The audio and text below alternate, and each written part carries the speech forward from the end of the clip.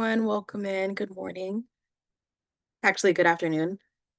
Glad to see you. My name is Yasmin Johnson. I'm the Youth Workforce Development Coordinator at Families Together in New York State. Today's webinar is titled Exploring the Power of Music in Advocacy and Healing, hosted by Families Together and CTAC, and presented by the lovely Amani Garcia. This dynamic training is going to bridge the power of music with the principles of STEAM, rooted in the arts and sciences. You will learn how creative expression intersects with evidence-based practices to drive social change and personal growth. Through the lens of artivism, music therapy, and cultural celebration, participants will explore how music not only shapes mood and behavior, but also acts as a catalyst for mental health, peer advocacy, and community empowerment. We're very excited to have Amani speak to us about music and youth peer advocacy. Thank you so much for joining us. I'm going to share slides now and pass it on to Amani to get us started. Good afternoon, everyone, and thank you for sharing your time with me today. I'm so excited to be sharing this topic with you all, and we're just gonna get into it. Does everyone see the slides okay?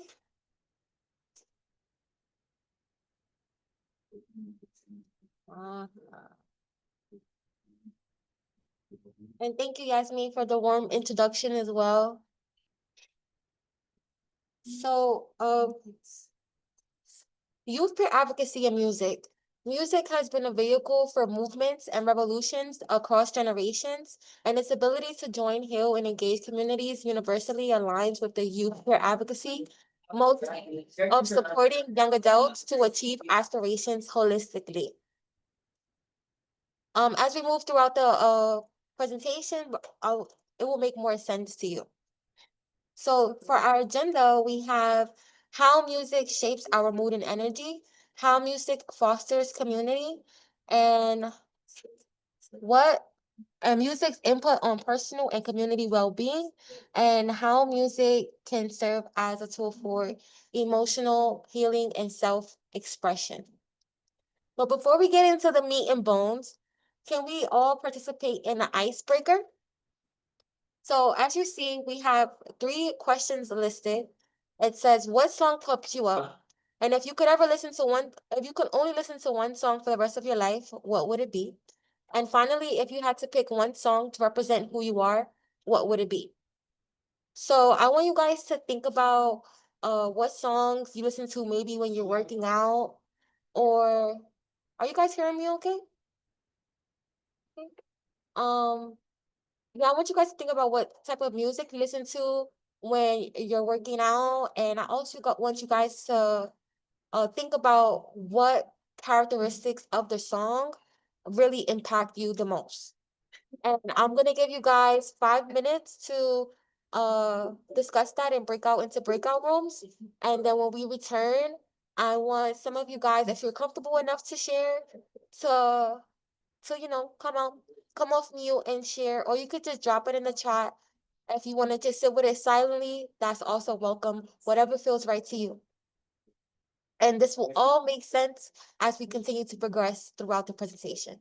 Hello, everyone. Welcome back. And I want to thank all you guys for participating in that icebreaker.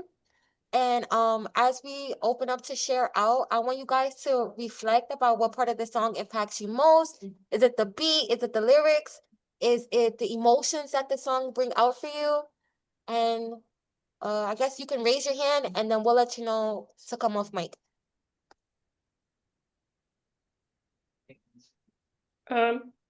What I'll share. Hi everybody, I'm Lauren. I was just saying, like, a very powerful song for me is the song by Sting, Fragile, and it's mostly the lyrics.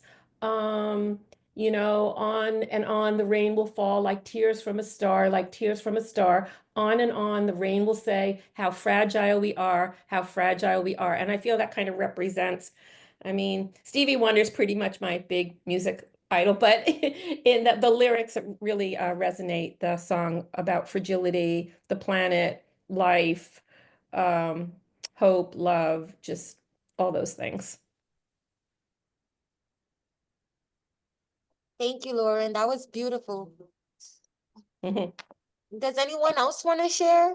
And if you guys are feeling shy, this is a very important practice because it kind of makes us more comfortable with hearing the own sound of our voice and bringing what we offer to the village, you know? So if you're feeling a little bit anxious, come on, Tanya, bring it on. Um, the group that I was in, we didn't break down exactly what Pacific song. We broke down more about what mood and drives us toward the song. Like we have basically one of our people said instrumental because it's not about the words, it's about the mood that the music itself puts us in. Another person basically told us that they listen to more video games from back in the day, the music there, and you know how it reminds them of the safety when they're thinking and dealing with things. So our group did it more like that instead of a Pacific song. Two of us, actually three, all of us bonded over, it depends on the mood that we're in that basically guides us to the music that we're going to listen to at that moment. That's very interesting that you mentioned that because as we progress to the presentation, I will be unpacking that idea of how music impacts our mood and how our mood impacts the music that we choose to listen to. Yes, Miss Digna?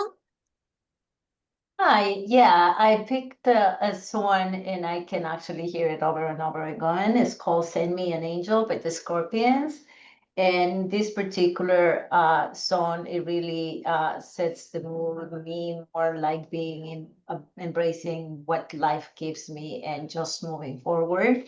And I'm going to read it a piece of it. It says, Wise men said, just find your place in the eye of the storm. Seek the roses along the way, just be aware of turns. So I think that's it really resonates with life itself because life is not linear. It's always ups and downs. So and I utilize that sometimes in my therapy sessions. So that's it. Thank you guys all for sharing. That takes I know that it takes courage to share out, and thank you guys for offering that to us all. And I want you guys to all pat yourselves on the back because we all just learned about each other. We all learned about our learning community just now by participating in that quick icebreaker. And this is something that providers might be able to use when they are servicing youth to have conversations about identity and having conversations about how we all prefer different things. And when we listen to each other, we make something beautiful happen. We create a safe space where everyone feels welcomed and heard. So, um, if you guys choose to practice this with your youth, you can ask participants to share similar theme music, which will reveal their identities and their emotional states. And it's a great way to have a deep conversation without getting too deep into the trauma of sometimes that is what we are listening to music for. So on the next slide, I listed my pump up song and my life soundtrack and my personal anthem. I don't know if you guys know these songs, but you can show some love, show some hearts if you guys know these songs. And the lyrics of these songs and the beats personally impact me very, very much. My personal anthem is I Get Out by Lauryn Hill, which really, really, I feel like embodies what advocacy and what fighters for social change. This song really embodies that and puts it all into one song. And as you can see, I listed the song name as well as the BPM. And I'm going to define BPM for you guys, but I want you guys to know that BPM is interpretive, meaning that we all groove to music differently. And as we move throughout the presentation, I will explain that in terminologies that we use in healthcare. But first, in music, if you guys progress to the next slide, in music, BPM determines the speed of a song. So typically, songs that are about 60 BPM in that range are ballads, and pop music is at about 120 BPM, and faster music is at 160 plus BPM. And as we move throughout the presentation, I want you guys to remember these numbers and how they correlate with the human body. And on the next slide, you're gonna find BPM defined in healthcare. So in healthcare, the BPM of your heart rate reflects how hard your heart is working to pump blood.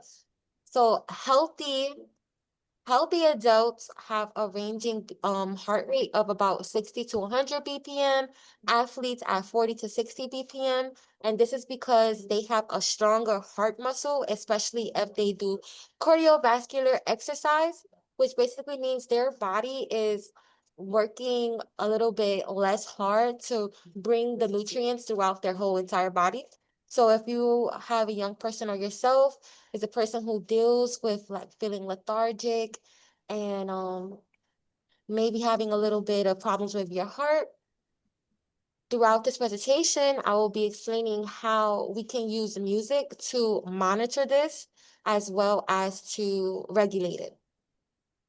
And then finally, it says, children, it varies by age, but it has a range of 170 to 100 BPM. So how is BPM affecting our mood? So as I mentioned, ballads at about 60 BPM, they tend to make our brains and our bodies to feel calmness. And as I mentioned before, BPM is also interpretive. So of course, these sensations are also interpretive. And moderate music, pop music might make you feel readiness or alertness. And fast music make you feel euphoria and or chaos. And that is because the faster music uh the faster music kind of stimulates our brain and it triggers our fight or flight music. So I know personally in my breakout room, we had a person who enjoys EDM and like that more high tempo music. And that goes to show that this person enjoys that adrenaline and that dopamine that's released from that faster paced music. And then similarly to how a ballad song at about 60 beats per minute might make you feel calmness when your heart rate is at about 60 to 100 BPM. This is synonymous with the feeling of tranquility. And then as we move on, 120 and 160 plus BPM, it also makes you feel alertness, intensity, and excitement. And as I mentioned earlier, like even though fear and anger are emotionally distinct, one is rooted in avoidance and the other in confrontation, they produce remarkably similar physiological responses, especially in terms of heart rate. So when you think about it, if you're listening to a song that stimulates your mind to feel excitement and intensity, you're triggering the same response that you would trigger if you were feeling fear or flight. So on the next slide, well, we're already here. It says BPM versus lyrics. So the same way that a song's tempo may impact our mood, the lyrics that we listen to also have that impact. So would you guys agree that rhythm fuels emotion or vice versa? Thumbs up, thumbs down. Sure. Right.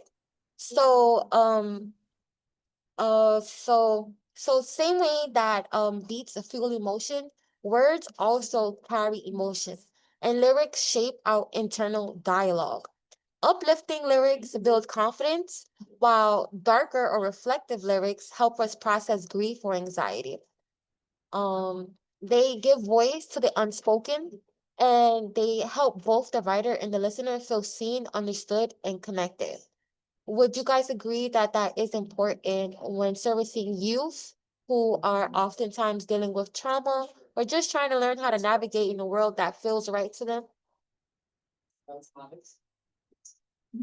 Listen.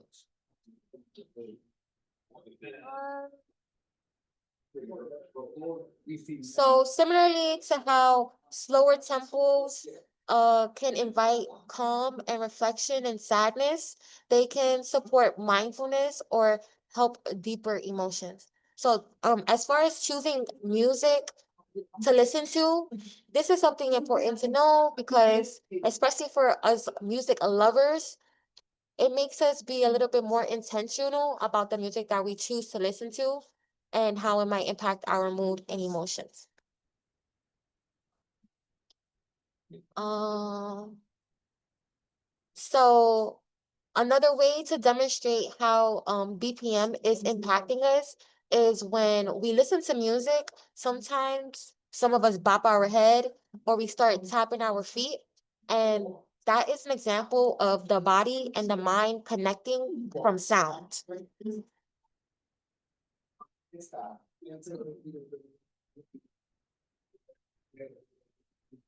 And then finally, I want to say that the lyrics that we repeat can become affirmations or harmful mantras. So choosing songs intentionally can shape mindset and healing. Many people use lyrics to match or shift their mood, and music becomes a tool to regulate emotions because of this. Sometimes lyrics also help break silence around trauma, identity, or mental health, giving young people a safe outlet to express and connect. So even though this slide is unpacking BPM in versus lyrics, as you know, some music is not doesn't have any lyrics or the sounds that people are making are inaudible. And that's because, I mean, not inaudible, illegible.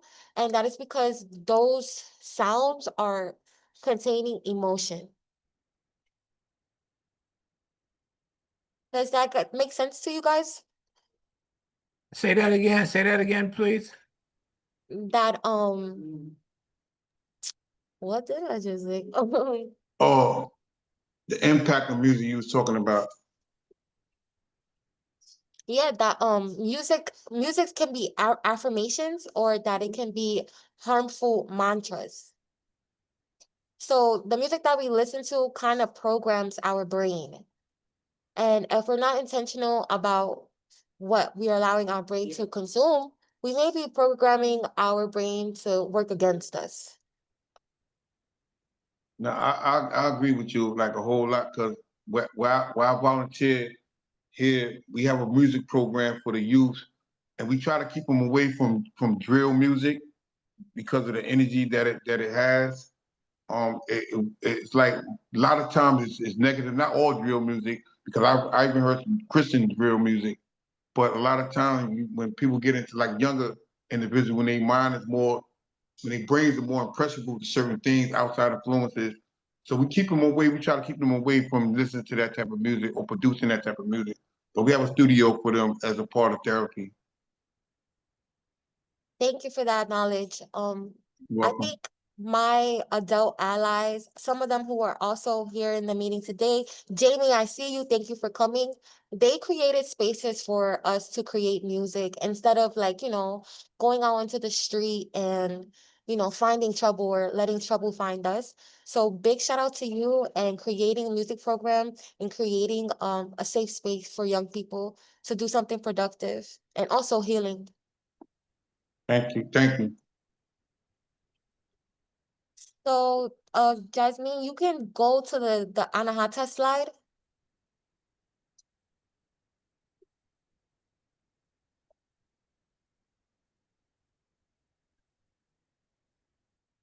So, if you guys are familiar with Buddhism and Sanskrit, then you may be familiar with the heart chakra, or what in Sanskrit is called anahata. This kind of talks about what knowledge was just mentioning, how certain frequencies are harmful to us. And basically the anahata is believed to be emitting a electromagnetic field called the torus field, and it's the shape of a donut. And it's believed to emit a vibrational frequency that radiates throughout the body, forming what's known as a torus field, a donut-shaped electromagnetic field. This field is strongest at the heart's center and reflects how our emotional energy not only affects us personally, but also impacts those around us. So, Anahata is saying that we are all emitting a vibration from our heart. And this vibration is not only internal, but it goes external to the space around us. So with that considered, uh, we could start to think about how sound and music play a powerful role in either balancing or disrupting this energy. Healing frequencies like 128 hertz, often called the love frequency, are thought to help open the heart chakra, encouraging peace, connection, and openness. As a youth advocate, understanding this connection is a valuable tool for me, not just for my own emotional regulation and self-care, but also with helping others. Music that resonates with the heart can promote healing, deepen empathy, and enhance our ability to connect across differences. So, in the context of peer advocacy, this isn't just a spiritual practice, but a practical practice. Music becomes a tool for creating safe emotional space when healing and connection can arrive. So I just thought that it was very important to include this because it defines how music is also a spiritual weapon.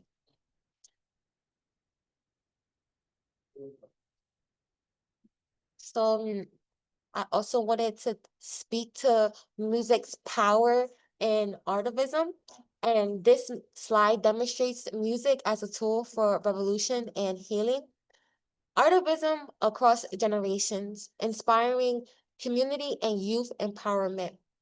Through rhythm, resistance, and storytelling, music has united generations. It continues to empower youth to heal and dream boldly. So are you guys familiar with some of these artists? I tried to blend them. I got some reggae in there. I got some salsa in there. I got some Afrobeat in there. I got some folk in there. Despite the genre, despite their background, despite their age, all of these people have made a social impact through their music.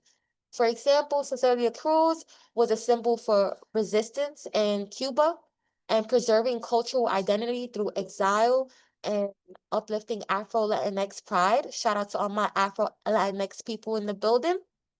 And then Bob Marley, his lyrics called for justice and unity in post-colonial Jamaica, and his global influence made reggae an international anthem for peace and liberation.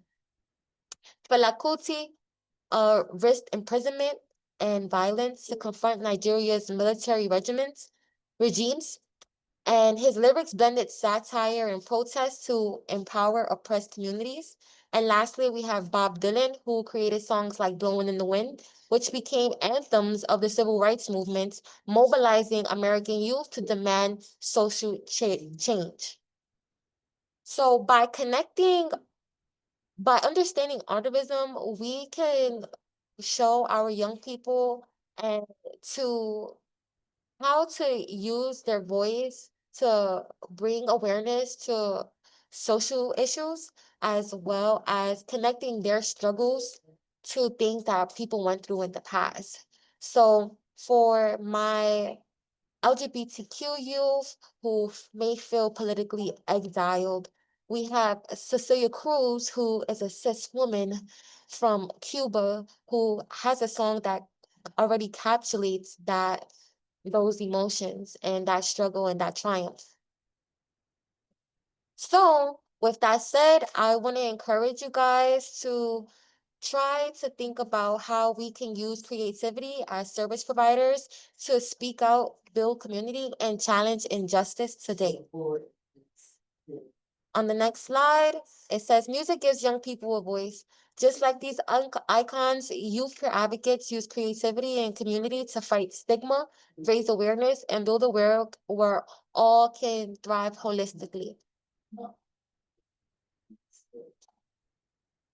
So this slide highlights how intentional space design and sound environments play a key role in building community, especially for youth. Shout out to Dr. Johnson again. When we design spaces that are culturally welcoming, calming, and safe, we create opportunities for youth to listen, express themselves, and connect. Music becomes more than just entertainment. It turns into a tool for healing, focus, and self-expression. Whether youth are listening, performing, or simply vibing, these sound-rich spaces foster belonging. Youth from all backgrounds deserve access to environments that reflect their identity and support their growth. When we prioritize community and care in these spaces, we empower young people to thrive and lead. On the next slide, I made that analogy between acoustic treatment and designing a safe space. So for all my musicians in the room, then you guys already know what acoustic treatment is, but I defined it here on this slide as acoustic treatment involves the strategic design and use of materials to absorb or diffuse sound, minimizing harsh reflections and creating a more balanced, comfortable auditory environment. On the next slide, I provide examples of how acoustic treatment or creating a safe space, what things that we can incorporate into our spaces to make them safer spaces. Yes, did you switch the slide? Oh, no, go back, go back. Yes, so in this slide,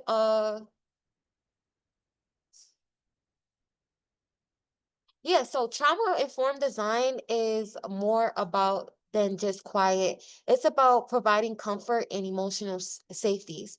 So some examples of trauma-informed spaces include maybe a quiet corner or soft rug or floor cushions that reduce noise and create a cozy, grounded vibe.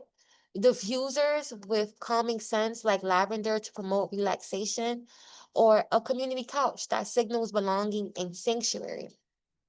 To some, this may seem very minor, but as a New Yorker, I think it's important to tell you guys that New York City ranks as one of the loudest cities in the world, with noise leveling reaching 93 decibels in busy areas, and that's because of the constant construction, the helicopters, the ambulances, the police sirens, and constant exposure to high noise levels impacts mental health.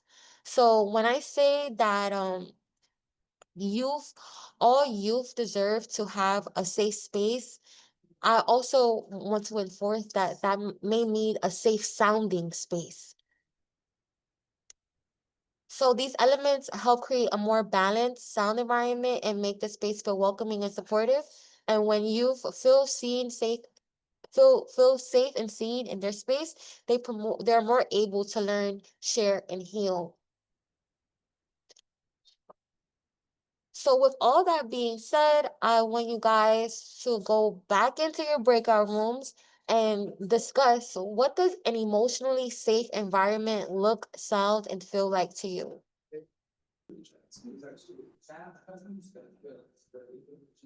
Awesome.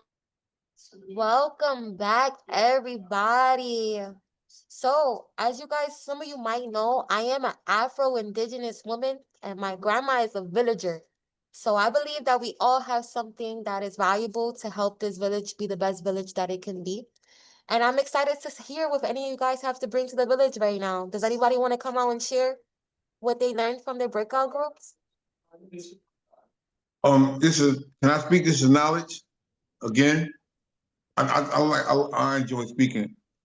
We spoke about the safe spaces. Um, but I share like as part of my journey.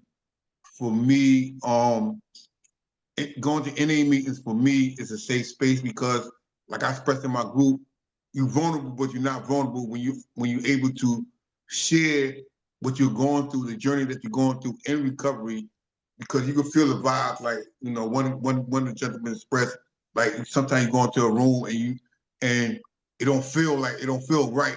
And the same thing like you were talking about the BPM and these rhythms, all of these play a part in how you deal with certain things.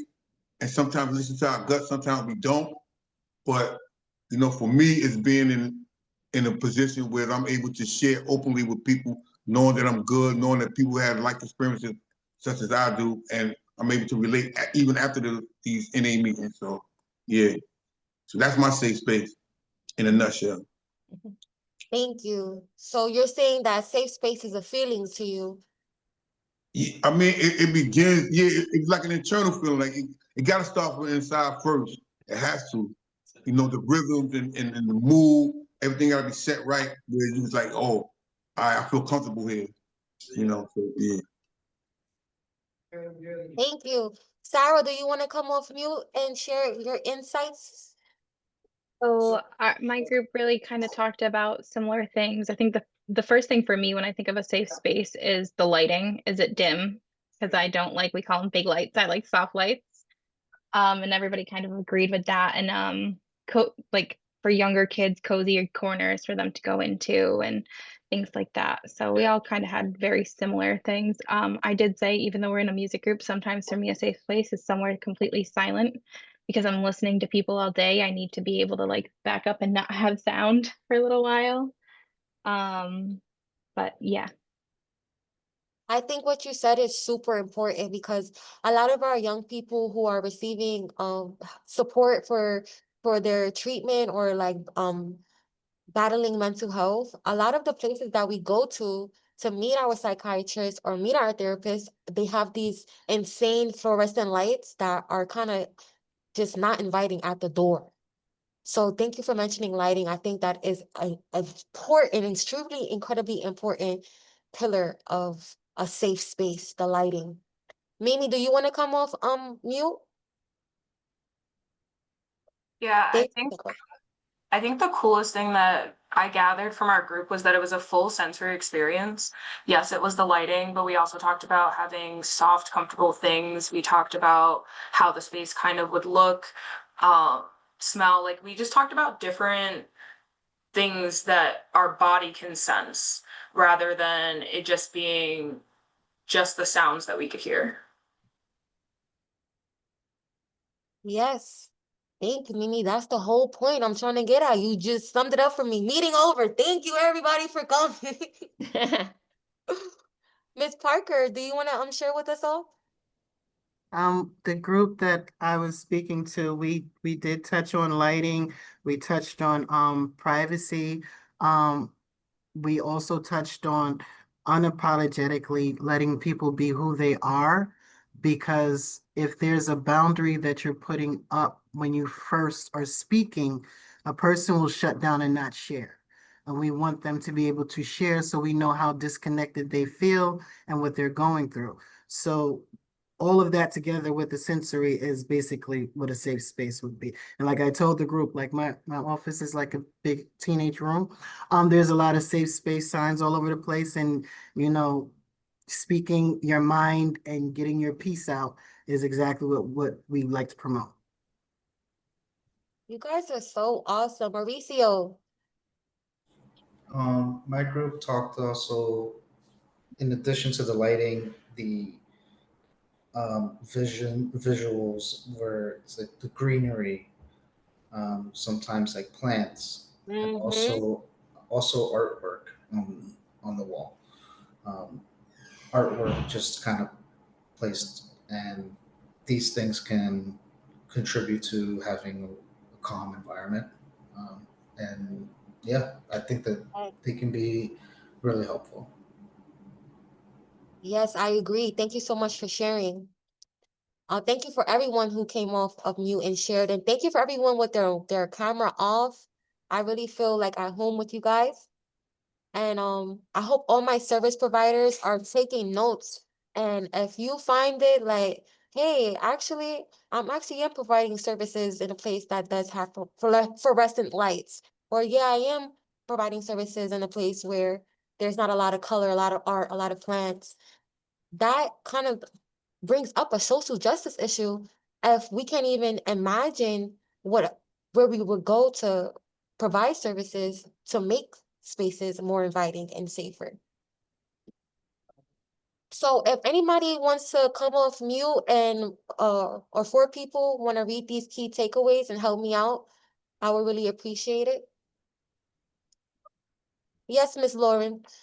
Oh, I just wanted to add that, music is, sound is one of our five senses, and we're always aware of, if you can hear, thank goodness, if you have that wonderful ability to hear, and that a lot of children, and a lot of adults suffer from sensory integration disorder, and they don't really know like why there's so much stimuli happening at the same time. But music is something that's usually can be very, very calming, whereas like fluorescent lighting is not. Um, I just wanted to add that the drum beat, that music, the origin of music is really the drum beat, and the drum beat is like the heartbeat.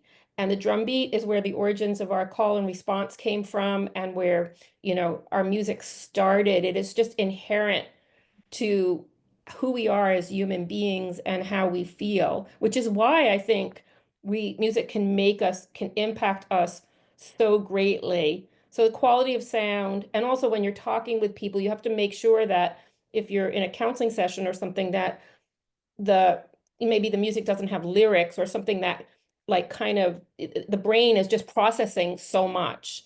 So to calm them at the same time, and some people may not be able to talk a lot with music. But on the other hand, some people may be very expressive through music. I think what you said is incredibly powerful, and I hope everyone heard Miss Lauren. Thank you for offering that gem to us all. Thank you. You're welcome. Thank you. Miss Bernadette, are you going to help me read my key takeaways, or you have a new idea? I would be happy to read that for you. You want me to read all four, or just the first one? Yeah, let's do it. Yeah. Sound shapes experience. Just as we design spaces to support emotional safety, acoustic treatment reduces harsh sounds and creates environments that feel calm, clear, and comfortable. Music impacts mood. Music isn't just background noise. It can guide how we feel, think, and even behave. Songs influence our emotional and physical states. Sound and the body. Faster tempos can increase heart rate and breathing. They can also shift brain waves from relaxed, alpha theta, to alert and active, beta, changing how we focus or respond. And lastly, healing space, whether through design or music, choosing how a space sounds is part of helping youth feel grounded, engaged, and safe. And what I wanted to add is that I'm not a clinician, but I'm imagining that if like teenagers are having difficulty, expressing how they feel, I could imagine them like sharing their favorite song with their therapist to help them communicate how they're feeling. And because of streaming services and smart speakers, it's so easy now to you have to go and buy a CD or an album. It's so accessible now. So I think this is a powerful way for people to communicate who maybe can't like articulate it themselves. Yes, Bernadette, that is pretty much what I'm trying to get at here. Like, sometimes we have generational gaps and different types of, cultural gaps that make us feel like we can't disconnect. And music is a really great tool for breaking down those barriers. And also, I noticed that you had a question earlier that Miss Ehrenfield responded to. You said, do you think teenagers are more attracted to music we try to keep from them? And I think it's like a systematic type of thing. So who you are, who you're around, who you identify with, if they are marketing a certain type of sound to you, it's not ironic. It's on purpose. And some music is fueled by violence, the same way that some music is fueled by driving social change. So as far as saying like, is it more attractive to them? It's more of like a systemic thing. Like the music labels are doing their research on our young people. So it's more, think about it like that. If you want to do something so nuanced and revolutionary, I think it will be like kind of like in the icebreaker when I asked if you only got to listen to one song for the rest of your life, what song would that be? It's like deciding if you were to remove the all of the options of music and just noticing which one they gravitate toward more, that is more defining than like the most popular track on the radio right now. But okay, thank you for reading that. Thank you for sharing. Thank you for your amazing questions. And let's go on to the next slide. It's almost over. I'm sad. But in the previous slide, can you go back to the low versus loud? So this slide says that some people thrive with upbeat music and high energy music, while other people they might prefer silence. And I think that's very important and crucial to our work because oftentimes we are serving neurodivergent and neurotypical individuals. So just kind of regulating for yourself and defining for yourself, do I prefer loud music or soft music? You might think about what kind of music do my youth prefer? What does that say about their preference? And then the next slide. We guys already talked about this. Let's go to the next one. We talked about this. Next one. So I created a slide about a community playlist. Maybe this is something that you guys want to incorporate into your work.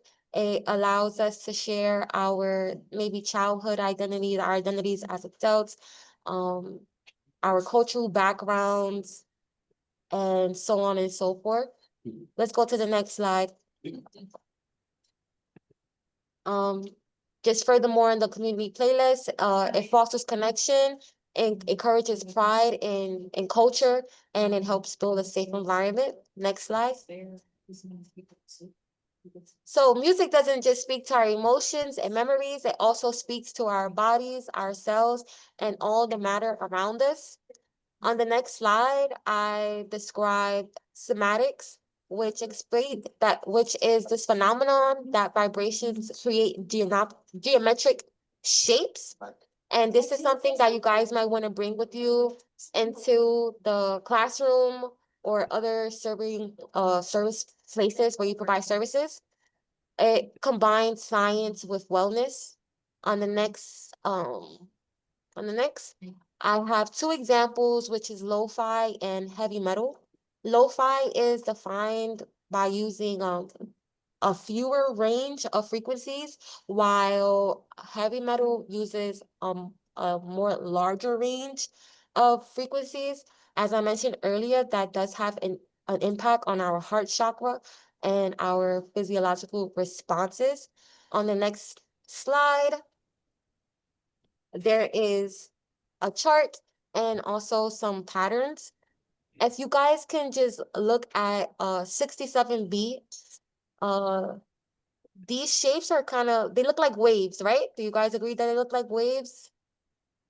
And then if we look at pattern 69, it looks like a spider. And heavy metal is more likely to create these static lines. We got some acute angles, we got some right angles, while lo-fi is creating these more wavier kind of patterns. And I think we could show this to youth to make them think about what kind of frequencies are they letting into their brains, and just teaching them how to be intentional about the music that they create or listen to. Next slide. This slide is about music therapy. Miss Lauren, she could tell you guys a lot more about this. She is a music therapist. But music therapy is a evidence-based practice that is used in especially in addiction recovery. And it promotes emotional release, self-expression, reduce anxiety and depression, greater focus and coping skills, and support in addiction recovery. And as mentioned before, because music gives us the ability to say things that we can't find the words for, music expresses which cannot be said and on which is not possible to be silent. And that's a quote by Victor Hugo. Let's go to the almost last slide. So, for your advocacy toolkit, all you guys could screenshot this. Music helps us regulate our mood. It helps us to create affirmations, and it helps us to create safe spaces.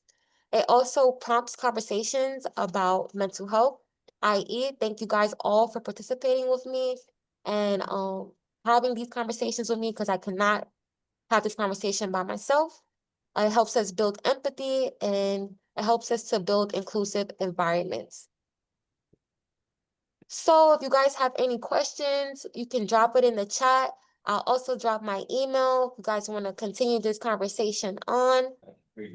Thank you so much, everyone, and especially thank you, Amani. I also wanted to share that CTAC has an upcoming event, Strategies to Support Adults Experiencing Social Isolation and Loneliness, and that's happening August 14th at 2 p.m. Like Vanessa said, you can expect the slides within 2 to 3 business days. Please don't forget to fill out the feedback survey. And if you have any other questions, you can contact CTAC at the email address below. Thank you so much for your participation, Amani, for your genius and all of your hard work. And we look forward to seeing you all at the next one.